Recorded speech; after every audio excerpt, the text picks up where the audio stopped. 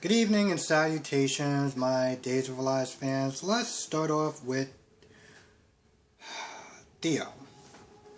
So, after Theo has a talk with Lonnie, he's kind of bummed about the whole. Well, here's the thing: it's not so much that he's bummed about the whole Sierra and Ben having a baby. He's more bummed about how he reacted. He wanted to be so. I mean, granted, it was going to be awkward anyway, but he wanted to be so awkward to the point where it's like, it kind of looked like he was throwing shade at them, for them actually having a child. So he goes over to Ben and Sierra's place, and he congratulates them on, their, you know, expecting of having a child. And I thought that was actually really cool. I did. I did. I know a while back, I was tearing into him. I mean, to be fair, I tear into everyone just about equally as much. But I was really getting in on him. And granted, it wasn't just him, I was Sierra too. But I thought it was really, I gotta sit there and give him props for him actually, kind of putting aside his feelings and stuff like that and his pride and just being like, you know what? Congratulations, and I'm happy for you. So they even hugged and everything like that, so that was cool. Now Marlena comes over, and I'm just gonna be honest, like, I don't understand. Ben and Ciara knew this woman for quite a while. There's one point where Marlena comes over, and after she makes some sort of BS about about Susan and why she thought that the evil was coming towards their baby, she was all like, "Oh, she was watching Rosemary's Baby, and you know how susceptible she is, and that's why." She said what she said, but, it's all cleared up and she apologized and, whoops, she's not even here anymore. She's back in Memphis, so. And then she touches Ciara's stomach. And, of course, the baby kicks. And Ben is like, yo, I just read the book and that's not supposed to happen yet. That's not supposed to happen for a while. But on top of that, I'm like, let's just forget about that for a minute. Why is Marlena just sit there randomly touching your stomach for? You don't find that odd at all? I mean, hell, when she did it, they had this awkward laugh and smile, and I'm just like, really? I guess because, Marlena gave them a present that, the awkwardness just went away. Just, boop, gone. So, yeah, she leaves. And later on, she opens the necklace and talks about an angel watching over them. And, when they're not looking, because, you put the necklace, which is so much larger on her. Like, it almost goes down to her stomach. But anyway, it's this blue little, like, jewel or whatever, and then it glows red. So, oh, okay. Sure. Now, I don't remember if it was this show or if it was GH. I think it was this show. Who else got married? Anyway, apparently they just don't bother with tradition anymore. Which is kind of odd because I've seen them bother with tradition. And that is Abe and Paulina that is seeing each other hours before they get married. What happened to, we're supposed to just not see each other tonight and just be at separate, sleep at separate places and only see each other on our wedding day. We don't do that anymore. I'm not gonna lie, I don't remember if it was this show. I'm not gonna lie, I don't remember. I don't remember if it was this show or if it was GH. No. It was Young and the Restless.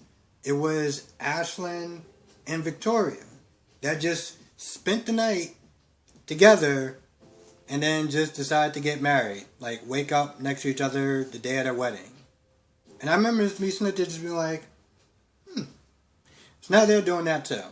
For a minute it looked like Paulina was coming down with a cold. So she seemed like she was coming down with a cold, but she's like, I'm not gonna let anything stop this whole wedding. Now, at one point, she does run into, she does talk to Lonnie, and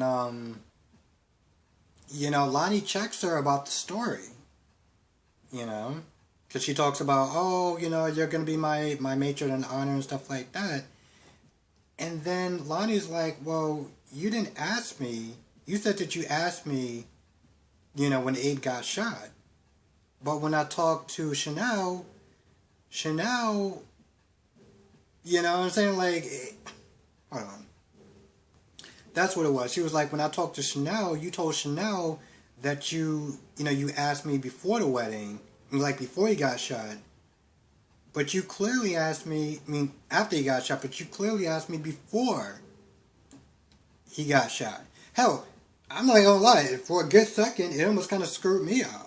So she's like, what's going on? And you got Paulina just have that dumbfounded look on her face. And I'm just like, sweetheart, this is what wind up happening when you start telling so many lies that you just can't keep any of them straight.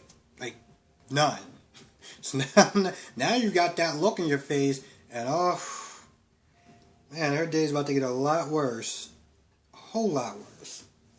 So Chanel is Cynthia talking to Johnny, and she's upset. Well, she's upset with Paulina, and she's upset with Lonnie. I'm like, I get you're upset with Paulina because Paulina clearly lied to you.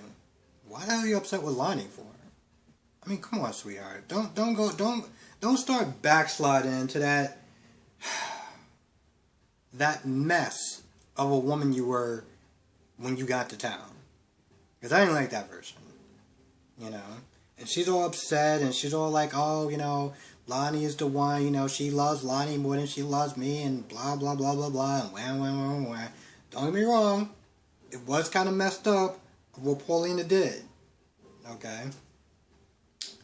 I don't know about the whole loving her more than she loves me. It was like, sweetheart, you're like, how old are you now? Like, did I miss something? But I don't know. I'm trying to give her a bit of leeway because I understand how much that hurt, but at the same time, it's like, come on. So I'm kind of in the middle with that. Anyway, she's talking to Johnny. Marlena comes over, and Johnny has to sign some papers for the movie. Apparently, he can't do it through e-signing. So Marlena, Devil Marlena, tells, because Chanel's like, well, I don't understand, it seems like Paulina likes Lonnie more than she likes me. And Marlena's like, yeah, well, I think you're right. And I'm like, what the hell are you doing? Oh, wait. So, long story short, Marlena tells Chanel that Lonnie is her daughter. And I was just like, wow. That, I honestly tell you the truth, I'm glad that she told Chanel that, because to be honest, this whole secret seemed like it was just going to drag out for a long time. Now I did see photos of Olivia there, sitting next to Eli. They took some behind the photos or whatever, some behind the scene photos or whatever. So tomorrow's gonna be pretty crazy. But yeah, now she knows. So oof. I have a feeling that Chanel's gonna sit there and do it at the wedding, because at this point she don't give a damn, and she is hurt and angry, and that's what she's gonna do, and I'm here for it. Honestly, tell you the truth, Paulina's been lying for quite a while. At some point, it was going to catch up to her. And Olivia, as much as I don't like that woman, was like, this is why you need to go back to Miami. You're hanging out here, you're playing house, you're doing all this, that, and the third. The house of cards are going to fall down. And you don't seem like you give a damn. And, again, as much as I don't like that character, she has a point. And it's all going to come down crashing on her wedding day, probably tomorrow. Now, Julie is upset. She's telling Eli that she doesn't want to go She doesn't want to be a Debbie Downer. She already, gave Abe her regards or whatever. But she does give her something to borrow, Pauline something to borrow. And Eli's like, yo, listen, we're going to go down there tomorrow. And we're going to straighten this whole thing out. Eli leaves. And Julie's like, wait. Why do I have to sit there and wait for tomorrow? Why do I have to wait at all? She calls Bella. And long story short, asks her to represent her as far as suing Marlena.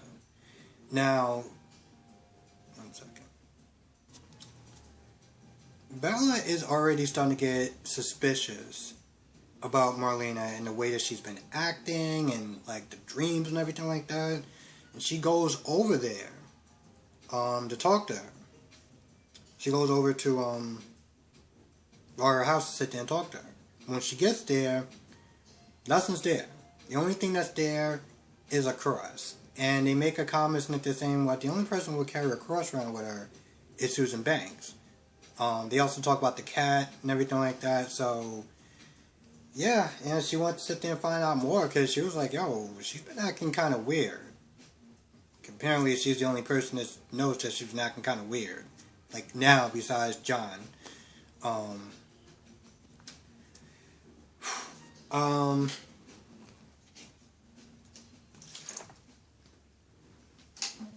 else we got?